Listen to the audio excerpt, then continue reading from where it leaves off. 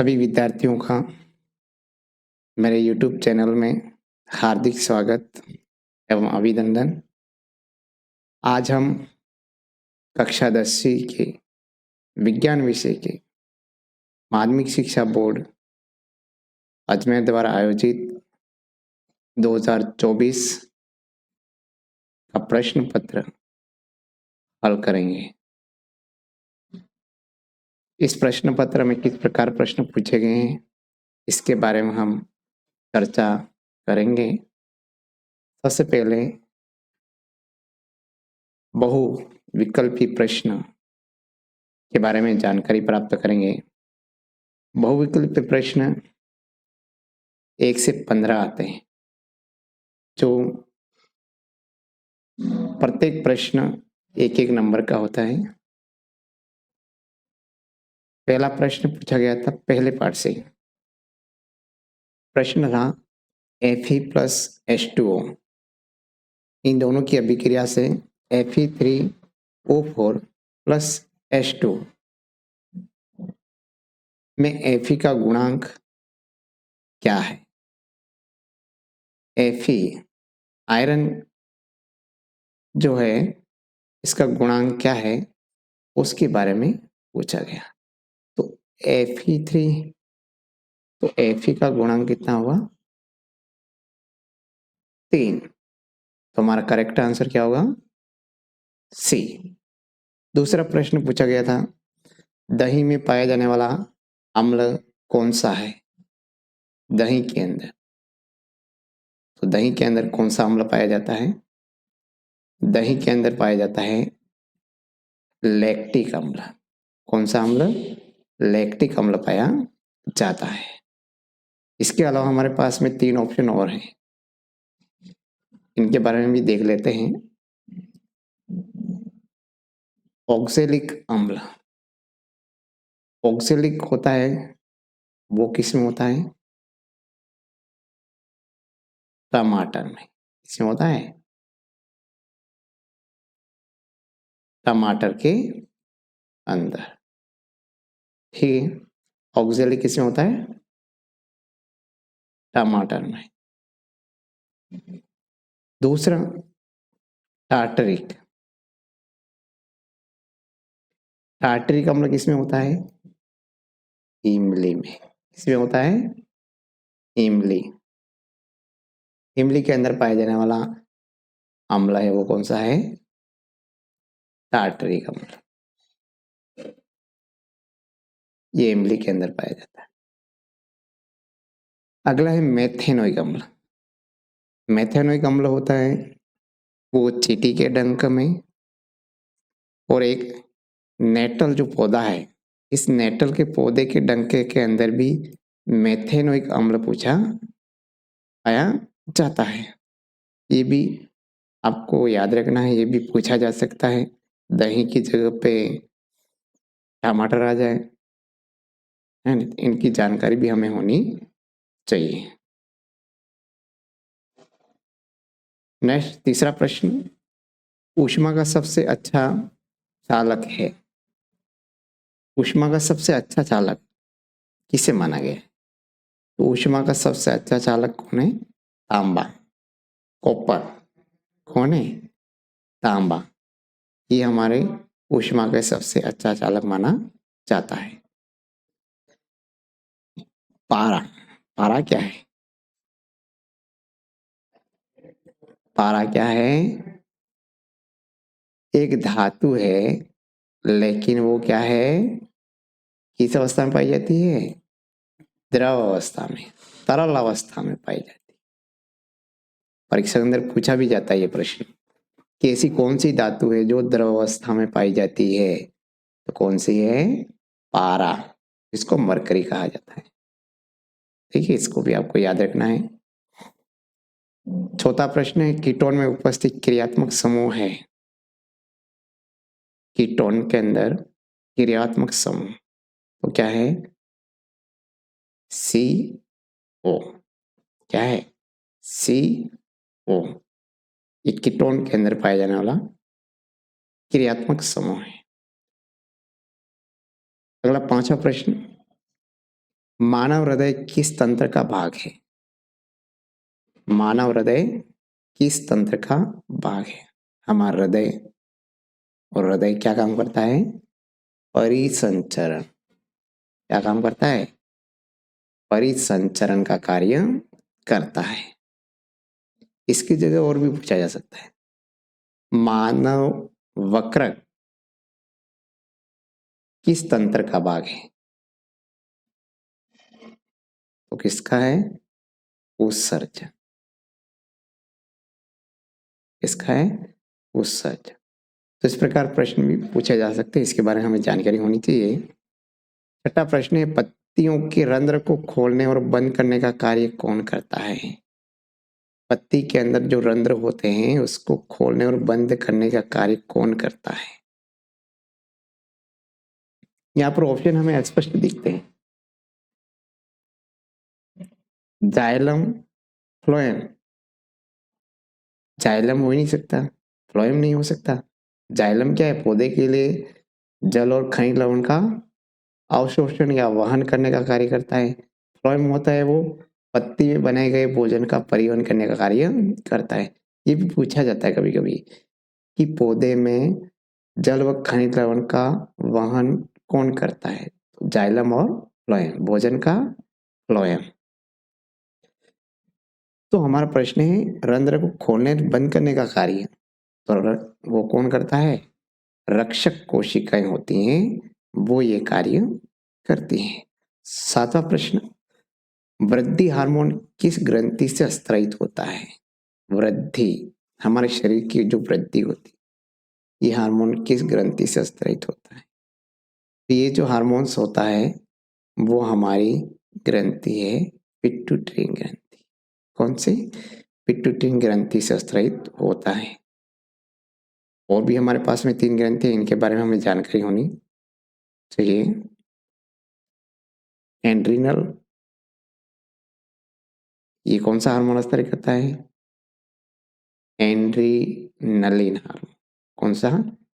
Adrenaline hormone, जिसको करो या मरो हार्मोन के नाम से जाना जाता है। थायराइड, थायराइड से कौन सा हार्मोन स्रावित होता है? थायरोक्सिन। कौन सा हार्मोन? थायरोक्सिन हार्मोन स्रावित होता है।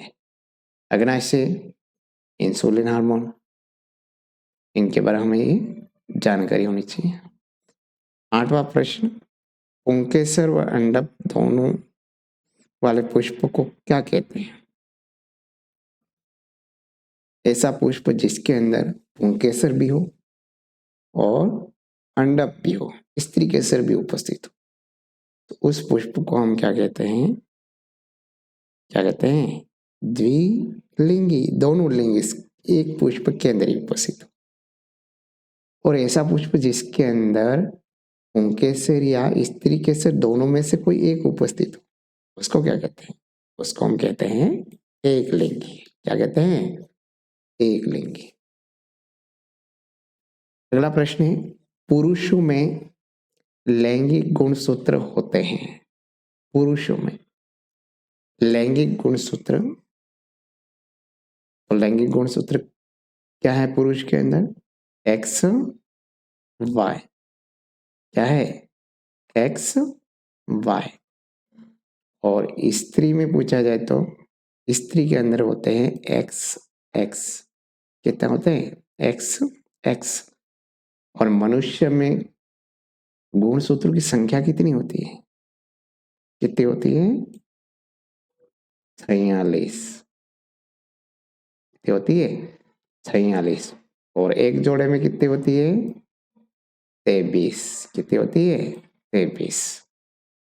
अगला प्रश्न, समतल दर्पण से 3 मीटर दूर व्यक्ति वो प्रतिबिंब की दूरी क्या होगी? समतल दर्पण है, उस दर्पण से 3 मीटर की दूरी पर व्यक्ति, उस व्यक्ति की बीम से दूरी कितनी होगी? तो उसकी बीम से दूरी कितनी हो जाएगी? 6 मीटर। कितनी हो जाएगी? 6 मीटर उसकी प्रतिबिंब की दूरी होगी समतल दर्पण के अंदर। अगला प्रश्न, यदि sine I is equal to A तथा sine R is equal to B हो तो अपवर्तनांक क्या होगा? तो अपवर्तनांक क्या होगा? A upon B. क्या होगा? ए अपॉन बी अपवर्तनांक होगा। अगला, अग्रिम सूर्योदय का कारण क्या है? यानी सूर्योदय होने से पहले ही हमें आभास हो जाता है कि सूर्य यहाँ पर उदय होने वाला है, इसका क्या कारण है? तो उसका क्या है? वायुमंडलीय अपवर्तन। वायुमंडलीय अपवर्तन के कारण ऐसा दिखाई देता है। यहाँ पर ऐसे पूछा जा सकता है, आकाश का रंग नीला क्यों दिखाई देता है? इनके बारे में हमें जानकारी होनी चाहिए। अगला प्रश्न, प्रिज्म में प्रकाश का विचलन कोण कहलाता है? डायग्राम में बता रखा है, उस डायग्राम में विचलन कोण कौन सा है ये हमें बताना है। तो विचलन कोण यहाँ पर देखो, आपतित किरण जानी चाहिए यहाँ सीधी सीधी, यहाँ निकलनी चाहिए, लेकिन कहाँ जा रही है? यहाँ प्रिज्म जैसे गुजर रही है तो अपने मूल मार्ग से क्या हो रही है? विचलित हो रही है। ठीक है, विचलित होने के बाद यहाँ और यहाँ से यहाँ आ रही है। ठीक है, और जानी चाहिए यहाँ, और जो यहाँ पर जो कोण बन रहा है ये वाला, इस कोण को हम कहते हैं विचलन कोण। क्या कहते हैं? विचलन कोण। तो विचलन कोण कौन सा हो गया? एक्स। कौन सा? एक्स। अगला प्रश्न है, विद्युत उपकरणों में अर्थ तार का उपयोग होता है। अर्थ तार, अर्थिंग क्यों लगाया जाता है भूमि के अंदर? तो इसका मतलब है कि सुरक्षा हेतु। क्यों लगाते हैं? सुरक्षा हेतु, कि हमें यदि बिजली का कभी आघात हो तो हमें तेज आघात नहीं हो, जिससे व्यक्ति की मृत्यु नहीं हो, इसलिए अर्थ तार का उपयोग किया जाता है। अगला, बाएं हाथ के अंगूठा नियम में अंगूठा क्या प्रदर्शित करे? आपने पढ़ा होगा, एक धारावाही चालक को हम इस प्रकार पकड़े कि अंगूठा विद्युत धारा की ओर को दर्शाए, अंगुलियां हैं वो चुंबकीय क्षेत्र को प्रदर्शित करें, उसको हम दाएं हाथ का अंगुष्ठ नियम या कहते हैं, जिसके अंदर तो इसका उत्तर क्या होगा? विद्युत धारा। अंगूठा किसको प्रदर्शित करता है? विद्युत धारा को प्रदर्शित करता है। इसके बाद आते हैं हमारे रिक्त स्थान वाले प्रश्न। रिक्त स्थान वाले प्रश्न 5, प्रत्येक प्रश्न 1 नंबर का। पहला प्रश्न, लेड नाइट्राइड के तापीय अपघटन से प्राप्त नाइट्रोजन युक्त गैस कौन सी है? तो नाइट्रोजन युक्त गैस कौन सी है? Nitrogen dioxide. Nitrogen dioxide है ना, नाइट्रोजन डाई ऑक्साइड। ठीक है, नाइट्रोजन डाई ऑक्साइड। HCl के आयनीकरण से प्राप्त ऋणायन है HCl हाइड्रोक्लोरिक अम्ल। HCl का मतलब क्या होता है? हाइड्रोक्लोरिक अम्ल, जिसमें आयनीकरण से प्राप्त ऋणायन कौन सा होगा? Cl। कौन सा होगा? Cl minus. C3H8 अणु में सहसंयोजक बंधु की संख्या, सहसंयोजक बंधु की संख्या कितनी होती है? 10। कितनी होती है? 10। चौथा प्रश्न, कृत्रिम वक्र के द्वारा रक्त से अपशिष्ट हटाने की प्रक्रिया को क्या कहते हैं? कृत्रिम वक्र जब हमारे वक्र कार्य नहीं करते हैं तब कृत्रिम वक्र का उपयोग किया जाता है। और इनको अवशिष्ट हटाने की जो प्रक्रिया होती है उसको हम क्या कहते हैं? डायलिलिस। क्या कहा जाता है उसको? डायलिलिस कहा जाता है इस प्रक्रिया को। पांचवा, दो न्यूरॉनों के बीच के अंतराल को क्या कहते हैं? दो न्यूरॉन्स होती हैं यानी तंत्रिका कोशिकाएं। इन तंत्रिका कोशिकाओं के बीच में जो रिक्त स्थान होता है, इन रिक्त स्थान को क्या कहते हैं? उसको क्या कहते हैं? सिनेप्स। क्या कहते हैं? सिनेप्स। अगला लघु उत्तरी प्रश्न। पहला प्रश्न, पित्तल मिश्र धातु में तांबे के साथ कौन सी धातु मिलाई जाती है? पित्तल एक मिश्र धातु, इसमें तांबे के साथ मिलाई जाने वाली धातु कौन सी है? जस्ता या जिंक। क्या है? जिंक।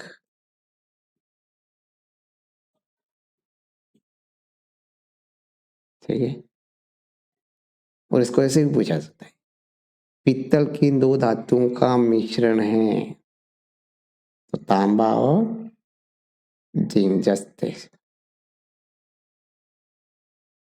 ये प्रश्न पूछा गया। देखो, एक तरल अधातु, तरल अधातु का नाम लिखिए। कौन सी है? ब्रोमीन। कौन सी है? ब्रोमीन। यहाँ क्या पूछा? एक तरल अधातु। अधातु यहाँ पर समझना, ठीक है? ऐसा नहीं हो कि यहाँ पर धातु और धातु पढ़ लिया तो क्या राइट होगा? पारा। अभी मैंने बताया था आपको, क्या है? पारा। पारा क्या है? एक तरल धातु जो कमरे के तापमान पर क्या होती है?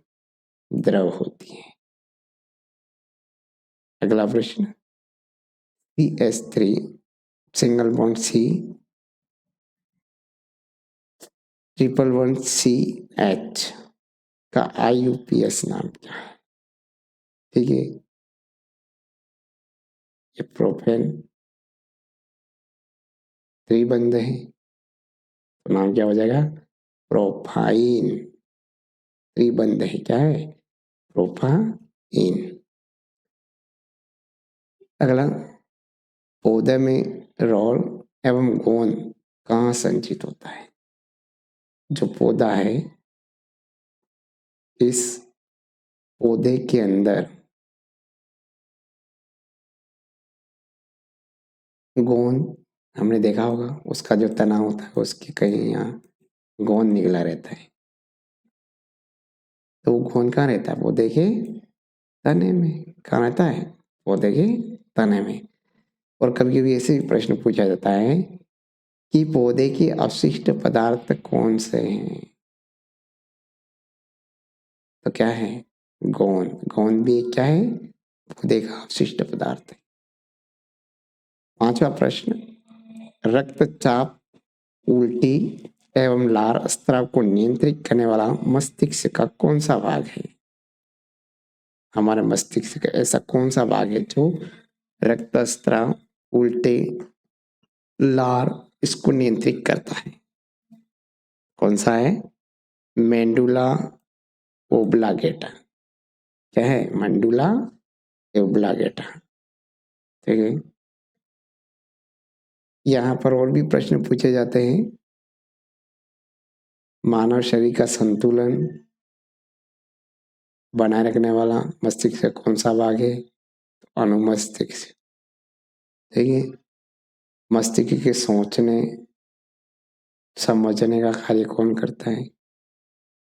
अग्र मस्तिष्क। ठीक है, इसके बारे में जानकारी आपको रखनी है। अगला है, दो बैक्टीरिया जनित संक्रामक रोगों के नाम। हैजा टाइफाइड, हैजा और टाइफाइड। इसके अलावा तपेदिक, निमोनिया भी होते हैं। लास्ट प्रश्न, मेंडल के वंशागति प्रयोग में F2 पीढ़ी बोने पौधे का अनुपात ये प्रतिशत कितना था? तो कितना था? 1:3। 1:3। एक पौधा बोना, 3 पौधे बड़े प्राप्त होते। और इनका प्रतिशत कितना? 25%। 75% पौधे तो कैसे हुए? लंबे प्राप्त हुए थे, 25% छोटे। और यहाँ पर पूछा जाए मेंडल के वंशागत प्रयोग में F2 पीढ़ी में जीन अनुपात क्या होगा? जीन अनुपात तो क्या होगा? 1:2:1।